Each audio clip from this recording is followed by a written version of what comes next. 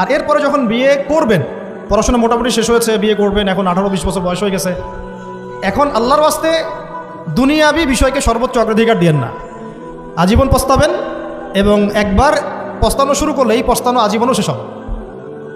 তখন মেইল করে মেসেজ করে কোনো লাভ হবে না, কারণ আপনি বিয়ের আগে দিনকে প্রাধান্য দেন নাই, বরং দুনিয়াকে প্রাধান্য দিয়েছেন। আপনি বিয়ের আগে দিনকে প্রাধান্য দেন নাই, বরং দুনিয়াকে প্রাধান্য দিয়েছেন। যখন আপনি সবসময় পরকালকে, আল্লাহকে, তার রাসূলকে প্রাধান্য দিবেন, দিনকে প্রাধান্য দিবেন, দুনিয়া আল্লাহই গুছিয়ে দিবেন।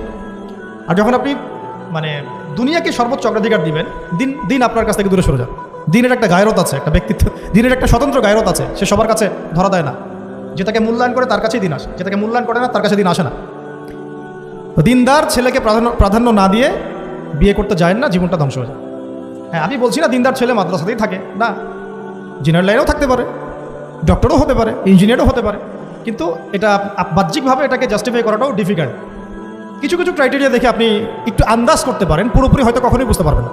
সেটা হচ্ছে দিনের প্রতি তার ফিকির কেমন, দিন নিয়ে তার কাজ কেমন, তার লাইফস্টাইল কেমন, তার পরিবার কেমন, কোন পরিবেশে সে বড় হয়ে উঠেছে, তার একাডেমিক্যাল সার্টিফিকেট কেমন, তারপরে তার দাওয়াতের মেহনতে অ্যাক্টিভিটিস আছে কিনা, বা ব্যবসা হালাল কিনা, বা চাকরিটা হালাল কিনা, নামাজ ঠিক আছে কিনা, তার মধ্যে সুন্নাহ আছে কিনা, এগুলো কিছু কিছু বাহ্যিক সাইন যেগুলো দেখে আমরা একটা আইডিয়া নিতে পারি।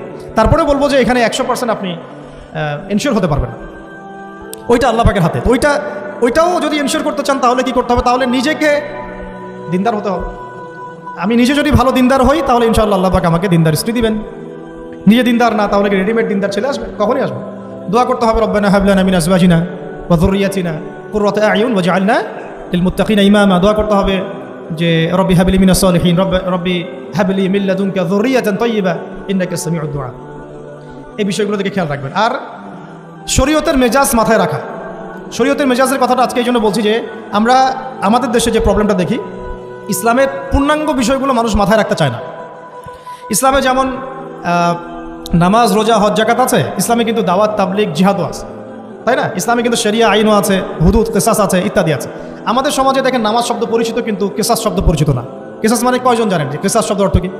অনেকেই জানে না, কিন্তু কিসাস একটা কোরআনের একটা ফান্ডামেন্টাল বিধান, যে কেউ যদি আপনার চুরি করে হাত কেটে ফেলতে হয়, কেউ যদি ব্যভিচার করে বেত্রাঘাত করতে হয়, বিবাহিত হলে রজম করতে হয়, কেউ যদি মুরতাদ হয় তারও মৃত্যুদণ্ড শাস্তি আছে, কেউ সাতেমে রাসূলকে গালি দিয়েছে তারও মৃত্যুদণ্ড আছে।